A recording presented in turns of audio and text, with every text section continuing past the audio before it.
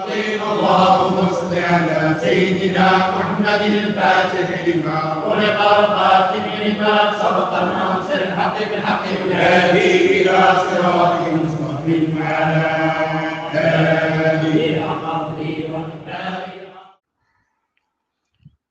السلام عليكم ورحمة الله وبركاته. بسم الله الرحمن الرحيم. وبه نستعين. اللهم اغفر لنا وارحمنا ولوالدينا ولمشايخنا ولأساتذتنا ولمصنف هذا الكتاب. اللهم صل على سيدنا محمد وعلى آل سيدنا ومولانا محمد. 82ാമത്തെ ഹിക്മത്താണ് നമ്മൾ പറയാൻ പോകുന്നത്. ഇബ്നു അത്താഇല്ലാഹി സിക്കന്ദരി റളിയല്ലാഹു അൻഹു പറയുകയാണ്, അൽ ബസ്തു തഅഖുദുൻ നഫ്സു മിൻഹു ഹല്ലഹ ബിവുജൂദിൽ ഫറഹി വൽ ഖബ്ലു ലാ ഹല്ല ലിന്നഫ്സി ഫീഹി. നേരത്തെ പറഞ്ഞ ഹിക്മത്തിന്റെ ബാക്കിയാണ് ബഹുമാനപ്പെട്ട ഇബ്നു അത്താഇല്ലാഹി സിക്കന്ദരി റളിയല്ലാഹു അൻഹു പറയുന്നത്. ഒരാൾക്ക് ബസ്തിന്റെ അവസരത്തിൽ ഉണ്ടാകുന്ന ആ ഒരു രംഗം, ആ ബസ്തിന്റെ അവസരമാണ് ഖബുലിന്റെ അവസ്ഥയേക്കാൾ മഹാരഥന്മാരാകുന്ന ആളുകൾ ഭയപ്പെട്ടത്. കാരണം ബസ്തിന്റെ സന്ദർഭത്തിൽ അല്ലാഹു സുബ്ഹാനഹു വ തആല വെച്ച ഒരു അദബിന്റെ പരിധിയുണ്ട്. ആ പരിധി വളരെ കുറച്ച് ആളുകൾ മാത്രമേ ആ പരിധി ലംഘിക്കാതെ മുന്നോട്ട് പോയിട്ടുള്ളൂ. പല ആളുകളും ആ അതിർവരമ്പ് ലംഘിച്ച് സൂഉൽ അദബ് അവരെ ഭാഗത്ത് നിന്ന് എന്ത് ചെയ്തിട്ടുണ്ട്, ഉണ്ടായിട്ടുണ്ട്.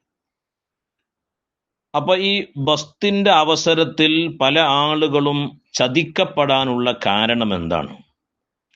അല്ലെങ്കിൽ ഖബുലിന്റെ അവസ്ഥയേക്കാൾ പല മഹാരഥന്മാരാകുന്ന ആളുകളും ബസ്തിന്റെ അവസ്ഥയെ ഭയപ്പെട്ടത് എന്തുകൊണ്ടാണ്? അതാണ് 82ാമത്തെ ഹിക്മത്തിൽ പറയുന്നത്.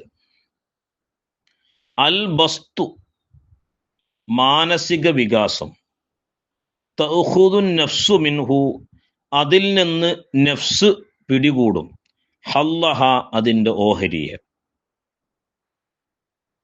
മാനസിക വികാസത്തിന്റെ സന്ദർഭത്തിൽ നഫ്സ് എന്തു ചെയ്യും? ആ ബസ്തിൽ നിന്ന് അതിന്റെ ഓഹരി അങ്ങോട്ട് പിടിക്കും. എന്താണ് നഫ്സ് ബസ്തിന്റെ അവസരത്തിൽ ഈ ഓഹരിയെ പിടിക്കാനുള്ള കാരണം എന്താ?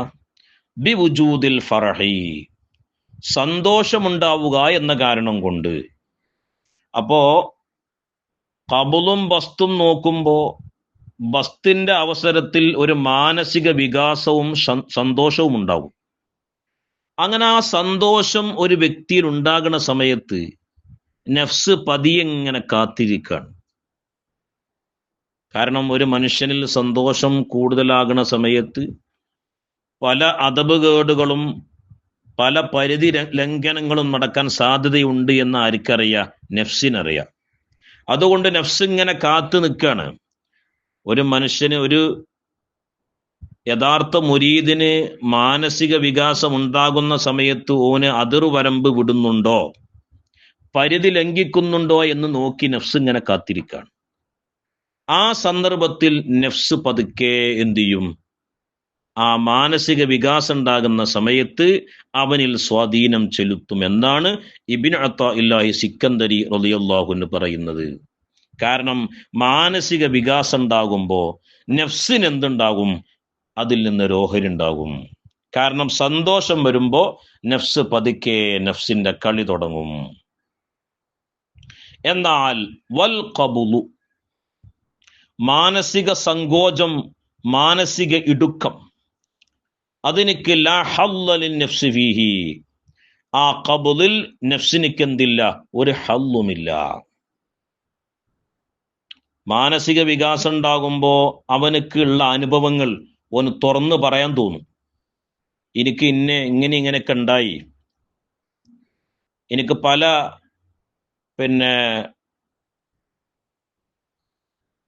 അത്ഭുതങ്ങളും എനിക്ക് കാണാൻ കഴിഞ്ഞിട്ടുണ്ട്, അല്ലെങ്കിൽ ദിവ്യദർശനങ്ങൾ പല രൂപത്തിൽ ഞാൻ കണ്ടിട്ടുണ്ട്. അതൊന്നും എനിക്ക് പറയാൻ പറ്റാത്ത വിഷയങ്ങളാണ്. അതൊക്കെ ഓൻ എന്ത് ചെയ്യും? പറഞ്ഞു നടക്കും. അല്ലെങ്കിൽ അവനക്ക് ആദത്തിന് വിപരീതമായി, ആദത്തിനെ മുറിച്ചുകൊണ്ട് അവനക്കുണ്ടാകുന്ന പല കറാമത്തുകൾ, പല അവസ്ഥകൾ അത് പറയാൻ പറ്റാത്ത വ്യക്തികളോട് പറയും. ആ സന്ദർഭത്തിൽ നഫ്സ് പതുക്കെ എന്ത് ചെയ്യും? ഒരനാനീയത്തിന്റെ സ്വഭാവം അവിടെ പ്രകടിപ്പിക്കും. കാരണം നഫ്സിന് വേണ്ടി കാത്തു നിൽക്കാണ് അല്ലെ. ലഈഫ് അപ്പോ ഉറങ്ങണ സമയത്ത് അള്ളാഹുവിന്റെ പ്രവാചകർ ഹബീബായ മുഹമ്മദ് റസൂലുള്ളാഹി സ്വല്ലല്ലാഹു അലൈഹി വസല്ലമ തങ്ങൾ പറഞ്ഞു അല്ലെ, ഒളു ഉണ്ടാക്കാതെ കിടക്കുന്ന ആള്, അല്ലെങ്കിൽ അള്ളാഹിന്റെ റസൂൽ സ്വല്ലല്ലാഹു അലൈഹി വസല്ലമ തങ്ങൾ പറഞ്ഞ അദ്കാറുകൾ ചെല്ലാതെ കിടക്കുന്ന ആളെ ചെവിയിൽ ആര് മൂത്രയിക്കും? ശൈത്താൻ മൂത്രയിക്കും. കാരണം ഉറക്കം എന്ന് പറഞ്ഞ സമയം മനുഷ്യന്റെ ഒരു ബലഹീനമായ സമയമാണ്. ഉറക്കം എന്ന് പറഞ്ഞ സന്ദർഭം ഒരു മനുഷ്യന്റെ ബലഹീനമായ സന്ദർഭമാണ്. കാരണം അവന്റെ നഫ്സ് ആ സമയത്ത് എന്ത് ചെയ്യാണ്? അവനെ പിടികൂടുന്നൊരു സന്ദർഭമാണ്. ശൈത്താൻ അവിടെ കളിക്കും, നഫ്സിനിക്ക് അവിടെ കളിക്കാൻ കഴിയും. കാരണം അവനക്ക് സ്വബോധമില്ലാതെ കടന്നുറങ്ങുന്ന സമയമാണ്. അള്ളാഹിന്റെ റസൂൽ സല്ലല്ലാഹു അലൈഹി വസല്ലമ തങ്ങൾ എന്തേ പറഞ്ഞത് അല്ലെ? ശൈത്താൻ അവന്റെ ചെവിയിൽ മൂത്രമൊഴിക്കുന്നു. ഒരു ഹദീസുണ്ട്. ശൈത്താൻ അവനിൽ 3 കെട്ടുകളിടും എന്ന് പറഞ്ഞൊരു ഹദീസുണ്ട് അല്ലെ. ഉറക്കമുണർന്നു കഴിഞ്ഞാൽ അൽഹംദുലില്ലാഹില്ലദീ അഹ്യാന ബഅദമാ അമാതന വഇലൈഹിൻ നുശൂർ എന്ന് ചൊല്ലുമ്പോൾ ഒരു കെട്ടഴിയും അല്ലെ.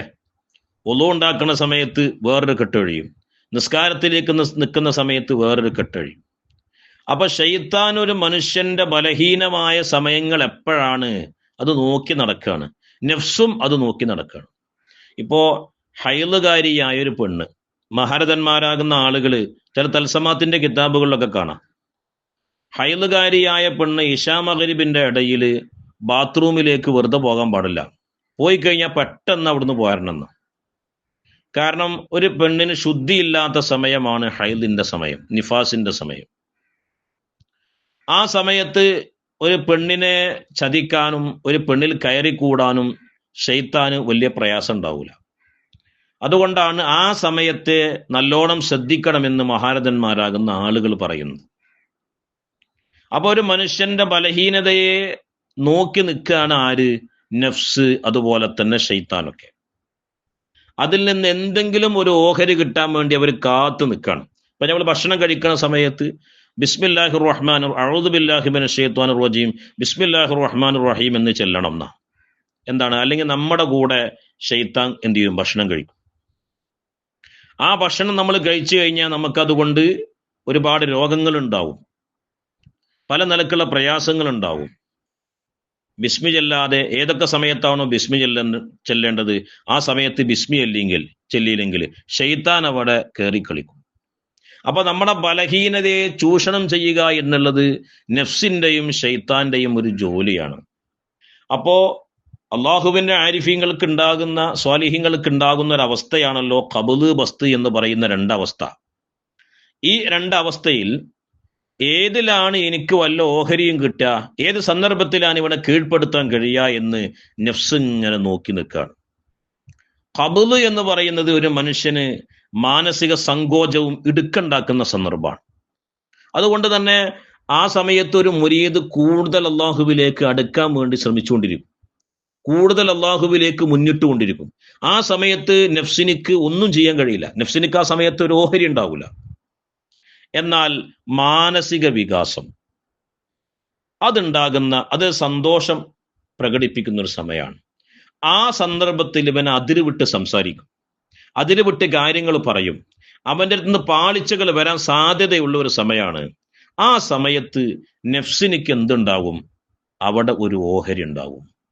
അതിലൂടെ നഫ്സ് അവനെ കീഴ്പ്പെടുത്താൻ സാധ്യതയുണ്ട്. അതുകൊണ്ട് തന്നെ മഹാരഥന്മാരാകുന്ന ആളുകള് ഖബ്ളത്തിന്റെ അവസ്ഥയേക്കാൾ അവർ ഭയപ്പെട്ടത് ബസ്തിന്റെ അവസ്ഥയായിരുന്നു. ഇവിടെ നമ്മൾ മനസ്സിലാക്കേണ്ടത്, നമ്മൾ ഏതൊരു അവസ്ഥയിലാണെങ്കിലും അൽ ഹുബ്ബു ഫില്ലാ, അള്ളാഹുവിനോടുള്ള അപാരമായ മഹബ്ബത്ത്, ആ മഹബ്ബത്ത് നമ്മുടെ ഹൃദയത്തിലുണ്ടെങ്കിൽ ഒരു ശൈത്താനും നമ്മളെ പരാജയപ്പെടുത്താൻ കഴിയില്ല. ഒരു ശൈത്താനും നമ്മളെ സ്വാധീനിക്കാൻ കഴിയില്ല. ഒരു നഫ്സിനും നമ്മളെ കീഴ്പ്പെടുത്താൻ കഴിയില്ല. ഞാൻ മുമ്പൊരിക്കൽ ക്ലാസ്സിൽ പറഞ്ഞിട്ടുണ്ട്, സാധാരണ ഒരു ശൈത്താനേക്കാൾ എത്രയോ ഇരട്ടി ശക്തി ഉണ്ട് ആർക്ക്? നഫ്സിന്. നമ്മൾ യഖീനില്ലാത്ത ഹൃദയമാണെങ്കിൽ പല നിലക്കും നഫ്സ് അവിടെ നമ്മളിൽ എന്ത് ചെയ്യാൻ കഴിയും? അവനക്ക് സ്വാധീനം ചെലുത്താൻ കഴിയും. യഖീന്റെ അഖിലുകാരെന്ന് പറഞ്ഞാൽ ഹും അഹ്ലുല്ലാഹി, അവർ അള്ളാന്റെ അഖിലുകാരാണ്. ഫി ദുനിയാവൽ ആഖിറ, ദുനിയാവിലും ആഖിറത്തിലും യഖീന്റെ അഖിലുകാര് അള്ളാന്റെ അഖിലുകാരാണ്. അതുകൊണ്ട് തന്നെ അവനെ കീഴ്പ്പെടുത്താൻ, ആ വ്യക്തിയെ കീഴ്പ്പെടുത്താൻ ഒരാൾക്കും എന്ത് ചെയ്യൂല? കഴിയില്ല. കാരണം ഓല ഹൃദയത്തിൽ ഹുബ്ബും ഇഷ്കും നിറഞ്ഞു നിൽക്കുക. നഫ്സിനോ ശൈത്താനോ വന്ന് എത്തി നോക്കുമ്പോൾ അവന്റെ ഹൃദയത്തിൽ എന്തുണ്ട്? ഹുബ്ബും ഇഷ്കുമാണ്. അതുകൊണ്ട് തന്നെ ഒരിക്കലും ആ ഹുബ്ബ് നിറഞ്ഞ, ഇഷ്ക് നിറഞ്ഞ, ഷൗക്ക് നിറഞ്ഞ ഒരു മുരീദിന്റെ ഹൃദയത്തിന് കീഴ്പ്പെടുത്താൻ ഒരു നഫ്സിനുക്കും എന്ത് ചെയ്യൂല? കഴിയില്ല. അപ്പോ പല മഹാരഥന്മാരാകുന്ന ആളുകളും പറഞ്ഞിട്ടുണ്ട്, ഈ ബസ്തിന്റെ സന്ദർഭത്തിൽ പല ആളുകൾക്കും എന്ത് ചെയ്തിട്ടുണ്ട്? സ്ഥാനഭ്രഷ്ടം സംഭവിച്ചിട്ടുണ്ട്. ഉന്നത മക്കാമിലുള്ള പല ആളുകളും താഴേക്ക് പോന്നിട്ടുണ്ട്. ബഹുമാനപ്പെട്ട ഗൗസുല്ലാദം വളരെ വ്യക്തമായി തന്നെ പറയുന്നുണ്ട്, പ്രിയപ്പെട്ടവരെ, നിങ്ങൾ അള്ളാഹുവിന്റെ വഴിയിലേക്ക് നിങ്ങൾ പുറപ്പെടുമ്പോൾ നിങ്ങൾ പല കാഴ്ചകളും നിങ്ങൾ കാണും, പല അത്ഭുതങ്ങളും കാണും, പലതും പറയാൻ നിങ്ങൾക്ക് തോന്നും, പല അവസ്ഥാന്തരങ്ങളുണ്ടാകും, പല നയനമനോഹരമായ കാഴ്ചകളുണ്ടാകും, ശ്രവണസുന്ദരമായ ശബ്ദങ്ങളുണ്ടാകും. നിങ്ങൾ അതിലൊന്നും എന്ത് ചെയ്യരുത്? അവിടേക്കൊന്നും നിങ്ങൾ തിരിയാൻ പാടില്ല. അതിനോടൊക്കെ സലാം പറഞ്ഞ് നിങ്ങൾ അള്ളാഹുവിന്റെ മാർഗത്തിലേക്ക് നിങ്ങൾ പോകണമെന്ന് ബഹുമാനപ്പെട്ട ഗൗസുല്ലാദം ശൈഖ് മുഹിയുദ്ദീൻ അബ്ദുൽ ഖാദിർ ജീലാനി റളിയല്ലാഹു അൻഹു പറയുന്നുണ്ട്. കാരണം എന്താ? പല ആളുകളും അതിൽ കയറിയിട്ട് കുടുങ്ങിയിട്ടുണ്ട്. പല ആളുകളുടെയും മക്കാമ് ഫസാദായിട്ടുണ്ട്. എത്രയോ ആളുകൾ താഴ്ഭാഗത്തേക്ക് ഇറങ്ങിപ്പോന്നിട്ടുണ്ട്. അതുകൊണ്ടാണ് മഹാരഥന്മാരാകുന്ന ആളുകൾ ആ അവസ്ഥയെ പ്രത്യേകം ശ്രദ്ധിക്കാൻ വേണ്ടി പറയുന്നത്. ബഹുമാനപ്പെട്ട ഇബ്നു അത്താഇല്ലാഹി സിക്കന്ദരി തങ്ങളും പറയുന്നത് അതന്നെയാണ്. അൽ ബസ്തു, മാനസിക വികാസം എന്ന് പറയുന്നത്, തഅഖുദുൻ നഫ്സു മിൻഹു, അതിൽ നിന്ന് നഫ്സ് പിടിക്കും, ഹല്ലഹ, ആ നഫ്സിന്റെ ഓഹരിയെ പിടിക്കും. എന്താണ് നഫ്സിനക്ക് ആ സമയത്ത് ഒരു ഓഹരി കിട്ടാനുള്ള കാരണം? എന്താ? ബി വുജൂദിൽ ഫറഹി, സന്തോഷമുണ്ടാവുക എന്ന കാരണം കൊണ്ട്. സന്തോഷം വരുമ്പോ ഒരു മനുഷ്യൻ അതിരുവിടും. സാമ്പത്തികമായ ഉയർച്ച വരുമ്പോ ഒരു മനുഷ്യൻ അതിരുവിടും. ഇപ്പോ മിഷ്കാത്തില് ഈ അടുത്ത് ഞാൻ എൻ്റെ മുതഅല്ലിമീങ്ങൾക്ക് എടുത്തു കൊടുത്ത ഒരു വിഷയമുണ്ട്. അള്ളാഹുവിന്റെ പ്രവാചകർ ഹബീബായ മുഹമ്മദ് റസൂലുള്ളാഹി സ്വല്ലല്ലാഹു അലൈഹി വസല്ലമ തങ്ങൾ ബനു ഇസ്രായേലുകാരുടെ കഥ പറഞ്ഞെടുക്കാണ്. അള്ളാഹിന്റെ റസൂൽ ആർക്ക്? സ്വഹാബത്തിന്. അപ്പോ അതില് വെള്ളപ്പാണ്ടുകാരനായ ഒരാളെടുക്കല് ഒരു മലക്ക് വരുന്നുണ്ട്, അതുപോലെ കഷണ്ടിയായ ഒരു മനുഷ്യൻ, അതുപോലെ അന്ധനായൊരു മനുഷ്യൻ. ഇവരെ 3 പേരുടെയും അടുക്കല് ഒരു മലായിക്കത്ത് വന്നിട്ട് അവരെ പരീക്ഷണം നടത്തുന്നുണ്ട്. അവർക്ക് എല്ലാ നിലക്കുമുള്ള അനുഭൂതികൾ അല്ലാഹു സുബ്ഹാനഹു വ തആല നൽകുകയാണ്. ആദ്യത്തെ ആൾക്ക്, അതായത് വെള്ളപ്പാണ്ടുകാരനായ ആൾക്ക്, അദ്ദേഹത്തിന്റെ ആ വെള്ളപ്പാണ്ട് സുഖപ്പെടുത്തി കൊടുത്തു, അദ്ദേഹത്തിന്റെ തൊലികൾ മനോഹരമാക്കി കൊടുത്തു. മാത്രമല്ല സുഭിക്ഷമായി ജീവിക്കാനുള്ള എല്ലാവിധ സൗകര്യങ്ങളും അല്ലാഹു സുബ്ഹാനഹു വ തആല അങ്ങോട്ട് ചെയ്തു കൊടുത്തു. മലായിക്കത്ത് അദ്ദേഹത്തിന് വേണ്ടി ദുആറുന്നു. ഒരു വാദി മുഴുവൻ അദ്ദേഹത്തിന്റെ ഒട്ടകങ്ങളാൽ നിറഞ്ഞു. വേറൊരു മനുഷ്യൻ ഉണ്ടായിരുന്നു, കഷണ്ടിക്കാരനായൊരു മനുഷ്യൻ. അദ്ദേഹത്തോട് ചോദിച്ചു, നിങ്ങൾക്ക് എന്താണ് വേണ്ടത്? ഒരു മലക്ക് മനുഷ്യകോലത്തിൽ വന്ന് ചോദിക്കാൻ, നിങ്ങൾക്ക് എന്താണ് വേണ്ടത്? അദ്ദേഹം പറഞ്ഞു, ഞാൻ ജനങ്ങളുടെ ഇടയിൽ നിൽക്കുന്ന സമയത്ത് ജനങ്ങളൊക്കെ എന്നെ കളിയാക്കാണ്, കഷണ്ടിക്കാരനെന്ന് പറഞ്ഞ് കളിയാക്കാണ്. അതുകൊണ്ട് ഈ കഷണ്ടി ഒന്ന് മാറ്റി സുന്ദരമായ മുടി എനിക്ക് വരണം. അദ്ദേഹത്തിന് മലായിക്കത്ത് ദുആ ചെയ്തു. അദ്ദേഹത്തിന് സുന്ദരമായ മുടി വന്നു. ഒരു വാതി നിറയെ ബക്കർ, അതായത് പശു, ഒരു വാതി മൊത്തം. അദ്ദേഹത്തിന് ആദ്യം ഒരു പശു കൊടുത്തു, ഒരു ഗർഭിണിയായ പശുവിനെയാണ് കൊടുത്തത്. ആ പശു പെറ്റുവരുകി ഒരു വാതി, ഒരു മലഞ്ചെരുവ് മൊത്തം എന്തായി? പശുക്കളാൽ നിറഞ്ഞു. വേറൊരു അന്ധനായൊരു മനുഷ്യനുണ്ടായിരുന്നു. അദ്ദേഹത്തോട് ചോദിച്ചു, മലായിക്കത്ത് നിനക്ക് എന്താ വേണ്ടത്? എൻ്റെ അന്ധത മാറ്റി തരണം എന്ന് പറഞ്ഞു. അന്ധത മാറ്റി കൊടുത്തു. അദ്ദേഹത്തിനൊക്കെ ജീവിക്കാനുള്ള ഒരു വകയും കൊടുത്തു. അതുപോലെ തന്നെ ഒരു ഗർഭിണിയായ ആടിന് കൊടുത്തു. ആ ആടിങ്ങനെ പെറ്റുവരികി ഒരു മലഞ്ചെരുവ് മൊത്തം ആടായി മാറി. ആദ്യത്തെ ആളോട് വന്നിട്ട് ചോദിച്ചു, ആരോട്? പിന്നെ ഇപ്പൊ വലിയ സുന്ദരനായി ജീവിക്കുന്ന, വെള്ളപ്പാണ്ടൊന്നും ഇല്ലാതെ വലിയ സമ്പന്നനായി ജീവിക്കുന്ന, വെള്ളപ്പാണ്ട് മാറിയ ഒരു മനുഷ്യനോട് ചോദിച്ചു, നിങ്ങൾക്കത് അള്ളാഹു സുബ്ഹാനഹു വ തആല തന്നതല്ലേ, അള്ളാഹുവിന്റെ നിഅമത്തല്ലേ? അപ്പൊ അദ്ദേഹം അതിൽ ധിക്കരിച്ചു, അല്ല, ഇതെന്റെ മുൻഗാമികളാകുന്ന ആൾക്കാർ എനിക്ക് തന്നതാണ്, മുൻഗാമികളാകുന്ന ആൾക്കാർ എനിക്കിത് തന്നതാണ് എന്ന് പറഞ്ഞ് അദ്ദേഹം അള്ളാഹുവിനെ മറന്നു. സമ്പത്ത് വന്നപ്പോൾ അള്ളാഹുവിനെ മറന്നു. ആ കഥയിലേക്ക് നമ്മൾ കടക്കുന്നില്ല. അതേപോലെ തന്നെ കഷണ്ടിക്കാരനായ ആളുടെ അടുക്കലേക്ക് മലായിക്കത്ത് പിന്നെ വന്നു. അദ്ദേഹം വലിയ പൈസക്കാരനായിട്ടുണ്ട്. അദ്ദേഹം പറഞ്ഞു, എനിക്ക് ആരും തന്നൊന്നല്ല, ഇതിന്റെ പാരമ്പര്യമായി എനിക്ക് കിട്ടിയതാണ്. അതിൽ അന്ധൻ മാത്രമാണ് ആ പരീക്ഷണത്തിൽ എന്ത് ചെയ്തത്? വിജയിച്ചത് എന്ന് ഹബീബായ മുഹമ്മദ് റസൂലുള്ളാഹി സ്വല്ലല്ലാഹു അലൈഹി വസല്ലമ തങ്ങൾ സ്വഹാബത്തിന് കഥ പറഞ്ഞു കൊടുക്കുന്നുണ്ട്. അല്ല, അന്ധൻ മാത്രമാണ് രക്ഷപ്പെട്ടത്, അന്ധന് മാത്രമാണ് എൻ്റെ റബ്ബാണ് എനിക്ക് എൻ്റെ അന്ധത മാറ്റി തന്നത് എന്നും എന്നെ വലിയ സമ്പന്നനാക്കിയത് എൻ്റെ റബ്ബാണ് എന്നും അന്ധനുക്ക് മാത്രമാ മനസ്സിലായത്. മറ്റുള്ളവരോടൊക്കെ എനിക്കൊരു ഒട്ടകത്തിന് തരുമോ, ഒരു പശുവിനെ തരുമോ എന്ന് ചോദിച്ചപ്പോൾ കൊടുക്കാൻ തയ്യാറായില്ല എന്ന് മാത്രമല്ല, ഓല അള്ളാഹു താലാന്റെ നിഅമത്തിനെ നിഷേധിച്ചു. അള്ളാഹു അവരെ നശിപ്പിച്ചു കളഞ്ഞു. എന്നാൽ ഈ അന്ധനായ വ്യക്തി, എൻ്റെ കണ്ണിന് കാഴ്ച നൽകിയത് അള്ളാഹുവാണ്, എൻ്റെ സമ്പത്ത് എനിക്ക് നൽകിയത് അള്ളാഹുവാണ്, ആ ഒരു മാനസിക വികാസത്തിന്റെ സന്ദർഭത്തിൽ പോലും ആ വ്യക്തി അള്ളാഹുവിനെ ഓർത്തു. ആ മനുഷ്യൻ രക്ഷപ്പെട്ടു, മറ്റു രണ്ടുപേരും പരാജയപ്പെട്ടു. ഹബീബായ മുഹമ്മദ് റസൂലുള്ളാഹി സ്വല്ലല്ലാഹു അലൈഹി വസല്ലമ തങ്ങൾ അവിടുത്തെ സ്വഹാബത്തിന് പറഞ്ഞു കൊടുത്ത കഥയാണ്. ഇതേപോലെ മാനസിക വികാസം ഉണ്ടാകുന്ന സമയത്ത് നഫ്സ് അതിൽ ഇടപെടും. എന്നാൽ വൽ ഖബുലു, ഖബുലിന്റെ മാനസിക ഇടുക്കത്തിന്റെ ആ ഒരവസ്ഥ, ലാ ഹല്ല ലിന്നഫ്സി ഫീഹി, ആ ഖബുലിൽ നഫ്സിനിക്ക് ഒരു ഹല്ലുമില്ല. അപ്പൊ നമ്മൾ പ്രത്യേകം ശ്രദ്ധിക്കുക. നമ്മളൊക്കെ ഈ വഴിയെ പോകുന്ന സമയത്ത്, ആരിഫീങ്ങളെ വഴിയെ സഞ്ചരിക്കുന്ന സന്ദർഭത്തിൽ നമുക്ക് ബസ്തിന്റെ സന്ദർഭം ഉണ്ടാകാം, ഖബുലിന്റെ സന്ദർഭം ഉണ്ടാകാം. ആ സന്ദർഭത്തിൽ പൂർണ്ണമായും അള്ളാഹുവിലേക്ക് തിരിഞ്ഞുകൊണ്ട് ഹൃദയത്തിൽ ഹുബ്ബ് നിറച്ച് എല്ലാം അള്ളാഹുവാണ്, വേറൊന്നിലേക്കും ആവശ്യമില്ലാത്ത വിധം അവന്റെ ഹൃദയത്തെ അള്ളാഹുവിലേക്ക് തിരിച്ചാൽ അവൻ രക്ഷപ്പെടുമെന്ന വലിയൊരു പാഠമാണ് ഇബ്നു അത്താഇല്ലാഹി സിക്കന്ദരി റളിയല്ലാഹു അൻഹു പറഞ്ഞു വെക്കുന്നത്. അള്ളാഹു സുബ്ഹാനഹു വ തആല കാര്യങ്ങളൊക്കെ മനസ്സിലാക്കാനും അതനുസരിച്ച് ജീവിതത്തിൽ പകർത്താനും നമുക്ക് തൗഫീഖ് ചെയ്യട്ടെ.